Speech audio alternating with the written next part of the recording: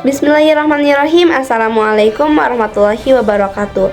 Sampurasun wilujeng sonten kabaraya pamirsa sadayana, simkuring sahnas hawa oli afwani dina waktos ieu bade ngadugikeun warta anu parantos kajantenan dina sasasi kapengker ieu nyaeta marakna velocity di dunia maya.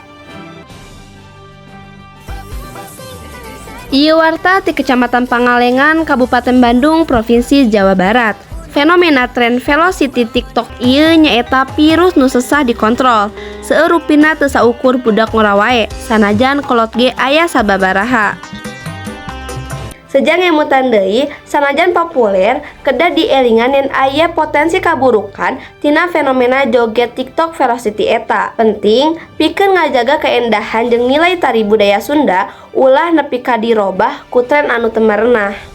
Pentingna ngawas jeung ngatur eusi supaya teu nyingkirkeun nilai-nilai luhur budaya Sunda. Wilujeng patepang deui dina sanes waktos simkuring sahnas hawa awali afwani sejak amit mundur amit pungkur nada dihapunten dina sadaya kalepatan hatur nuhun kana perhatosan baraya pemirsa sadayana. Wilujeng sonten wassalamualaikum warahmatullahi wabarakatuh.